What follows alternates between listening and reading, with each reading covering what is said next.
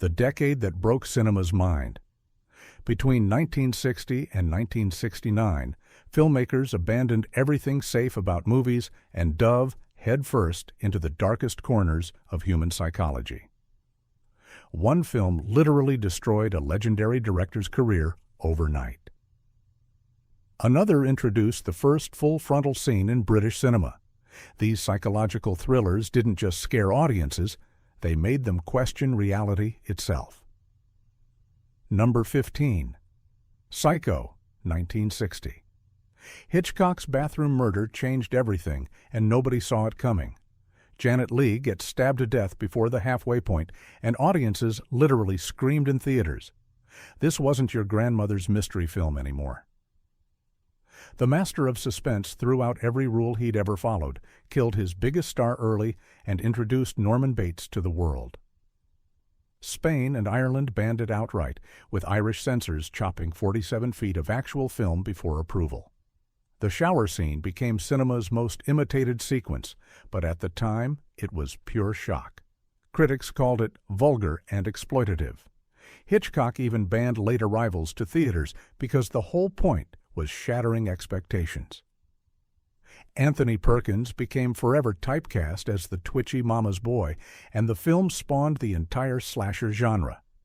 But here's what's wild. This was considered tame compared to what came next.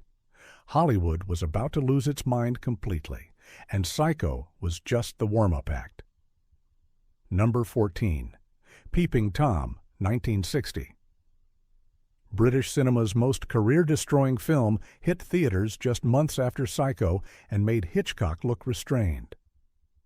Michael Powell directed this story about a cameraman who murders women while filming their dying moments, and critics absolutely savaged it. Alexander Walker called it corrupt and empty, while The Guardian labeled it loathsome. The backlash was so brutal that Powell, one of Britain's greatest directors, never recovered his career. Finland banned it until 1981. The film was literally pulled from theaters after brutal reviews. Powell himself played the killer's abusive father in disturbing flashback scenes, adding an extra layer of creepiness. What makes this even more twisted is that it features the first full-frontal scene in British cinema, with glamour model Pamela Green. Martin Scorsese later championed the film, calling it essential viewing alongside Fellini's 8.5. The movie was decades ahead of its time, exploring voyeurism and the nature of filmmaking itself. Today, it's considered a masterpiece, but in 1960, it was career destruction. Number 13. Repulsion, 1965. Roman Polanski's twisted apartment nightmare follows Catherine Deneuve as Carol, a woman slowly losing her mind while alone in London. This was only Polanski's second feature film and his first in English, but he created something genuinely disturbing. Carol's fear of men drives her to murderous hallucinations where hands burst through walls and the apartment itself becomes her prison. The film cost just £65,000, but went over budget due to Polanski's perfectionism. He made Deneuve reshoot a simple hand movement 27 times. The black and white cinematography creates this suffocating atmosphere where every crack and shadow feels menacing. Polanski uses minimal dialogue and maximum psychological torture, letting the visuals do the talking. British critics were divided, unsure whether to call it art or exploitation. The film became the first in Polanski's apartment trilogy, followed by Rosemary's Baby and The Tenant. What's chilling is how the apartment mirrors Carol's mental state, both falling apart simultaneously. Critics noted the film's sophisticated character psychology wrapped in lurid imagery. Deneuve's performance is haunting, showing a woman's complete psychological breakdown with terrifying authenticity. Number 12. Shock Corridor, 1963. Samuel Fuller's mental asylum nightmare was so controversial it got banned in England until 1990. The story follows journalist Johnny Barrett, who gets himself committed to solve a murder and win a Pulitzer Prize. Fuller shot this on a tiny budget with non-professional actors, but created something genuinely unhinged. The three witnesses to the murder are a black student driven insane by racism who now thinks he's in the KKK, a Korean War veteran, and an atomic scientist regressed to childhood. Each character represents America's biggest fears: racial violence, nuclear war, and mental breakdown. Fuller deliberately hired little people to walk in the background corridors to create depth on his small soundstage. The film shifts from black and white to vivid Technicolor during hallucination scenes, using footage Fuller shot for a canceled Brazil adventure film.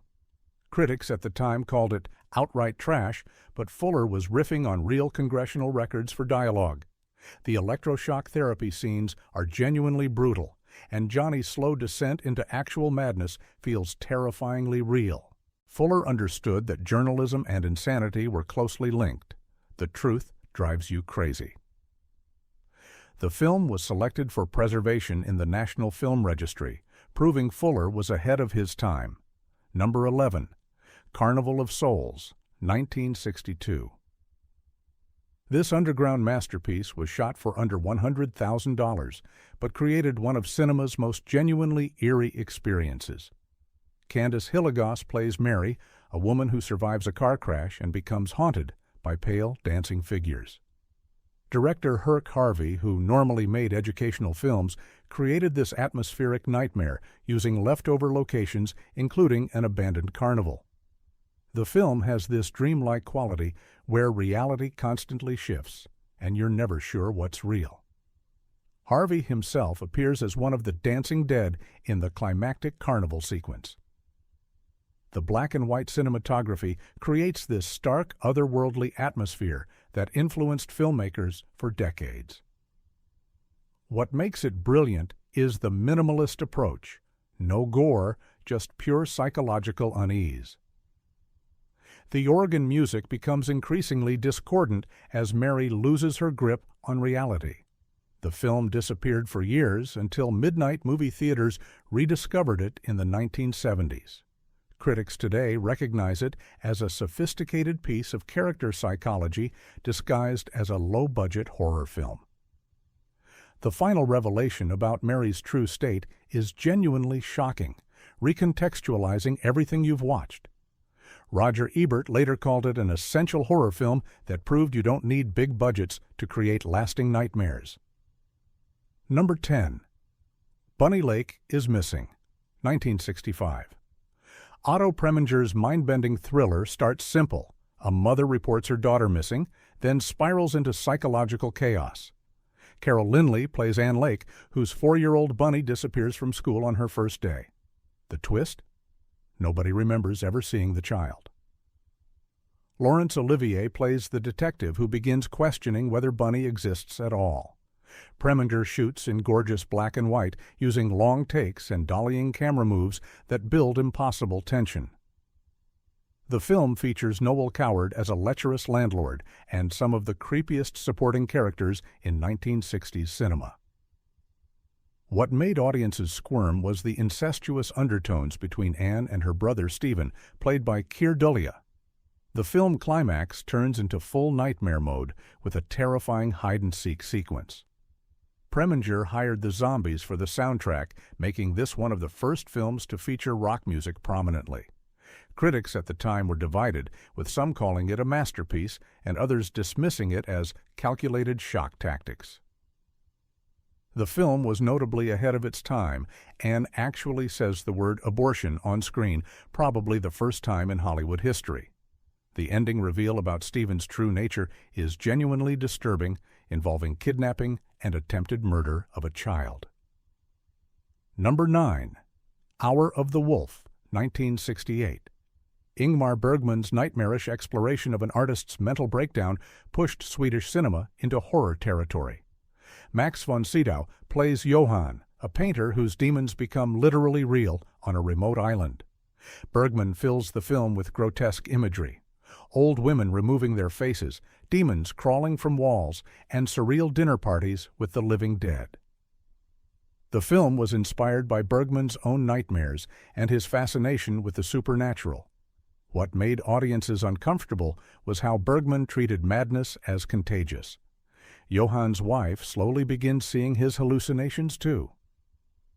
The black and white cinematography creates this stark, otherworldly atmosphere where anything feels possible.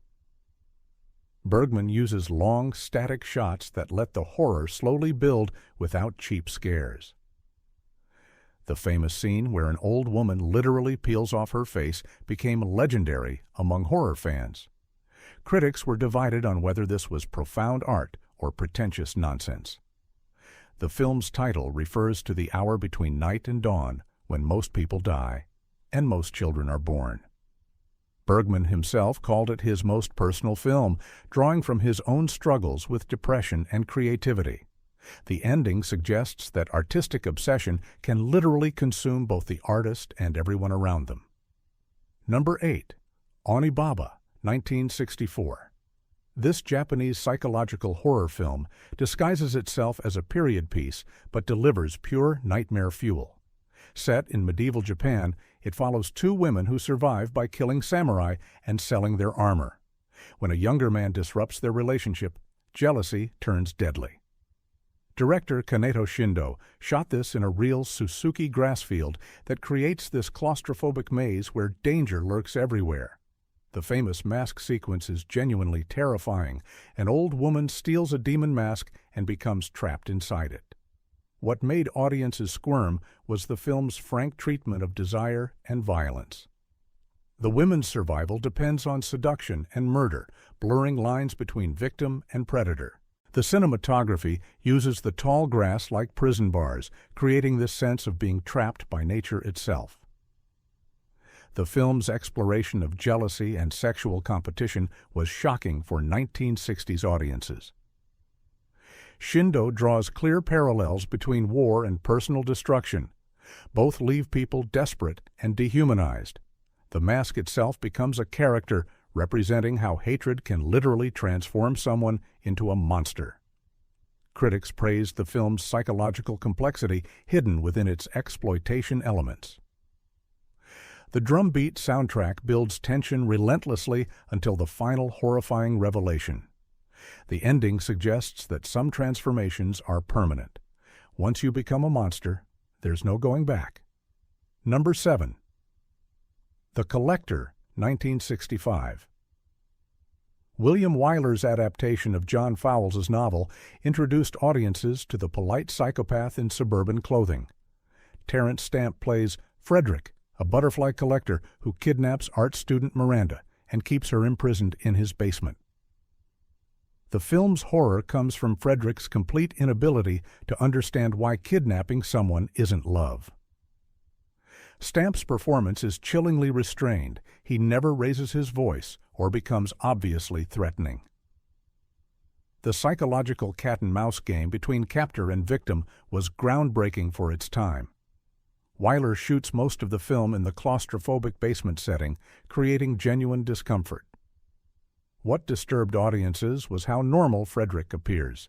He could be anyone's neighbor. The film explores class conflict and sexual repression with unflinching honesty. Miranda's attempts to escape become increasingly desperate as she realizes Frederick's complete disconnect from reality. Critics praised the film's psychological realism while questioning its disturbing subject matter. The ending offers no easy resolution. This isn't a traditional thriller with clear heroes and villains. Stamp's performance influenced countless later portrayals of charming psychopaths. The film asks uncomfortable questions about desire, possession, and what people convince themselves is love. Some critics argued the film glamorized kidnapping, while others saw it as a cautionary tale about obsession. Number 6. Black Sabbath, 1963.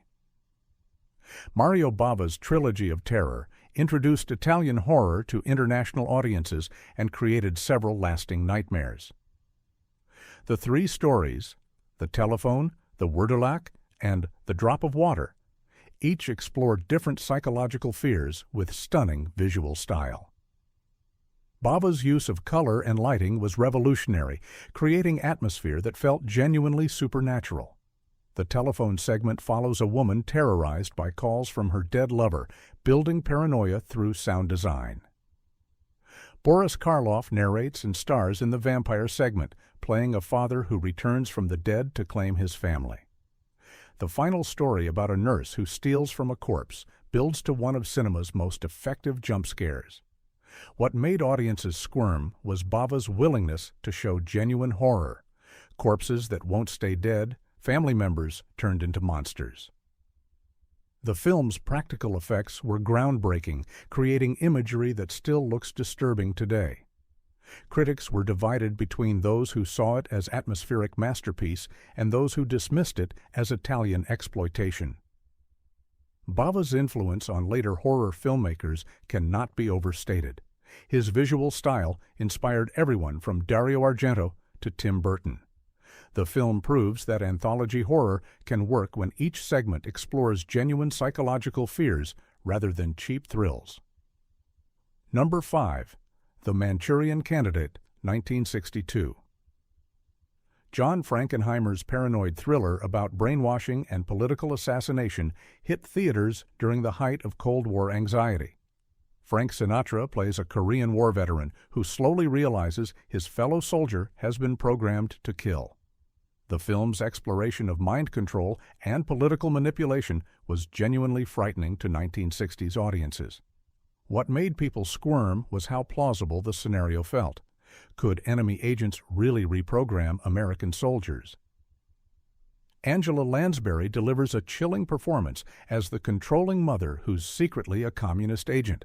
The famous brainwashing sequence, where soldiers see a garden club meeting while committing murder, is brilliantly staged. Frankenheimer uses paranoid camera angles and editing to make viewers question reality, along with the characters. The film was withdrawn from circulation after JFK's assassination due to its political assassination plot.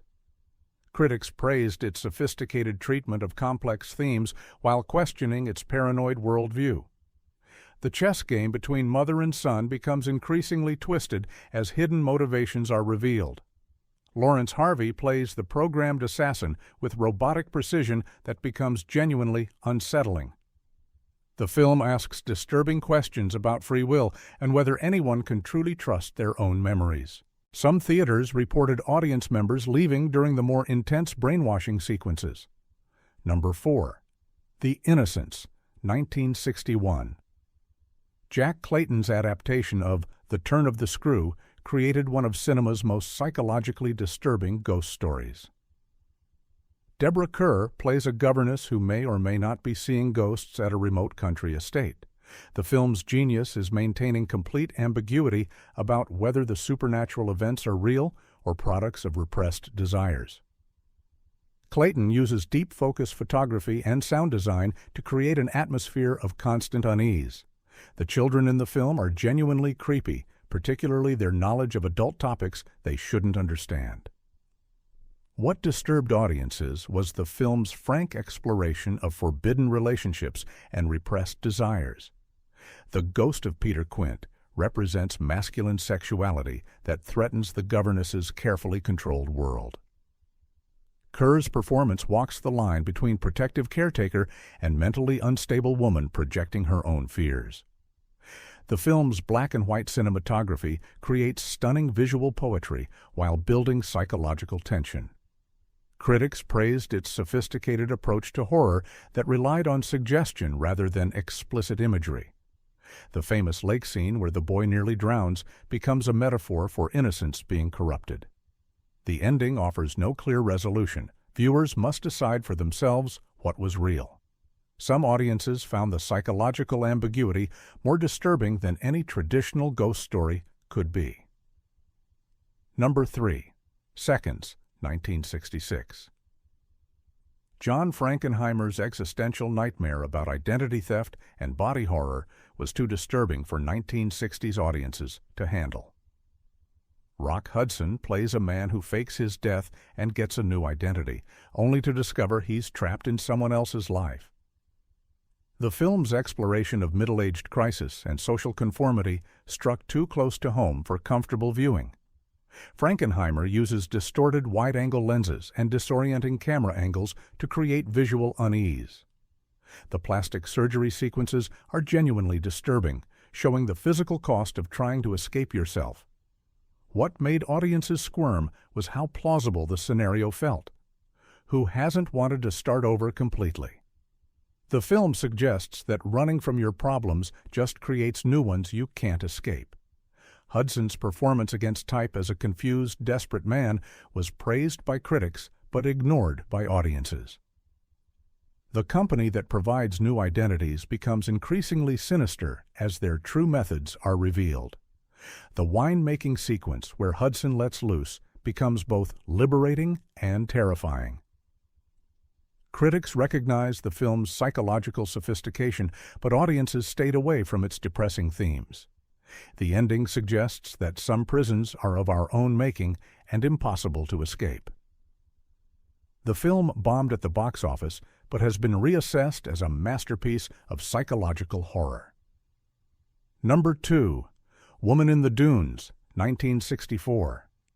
Hiroshi Teshigahara's existential nightmare traps an entomologist in a sandpit with a mysterious woman, creating one of cinema's most claustrophobic experiences.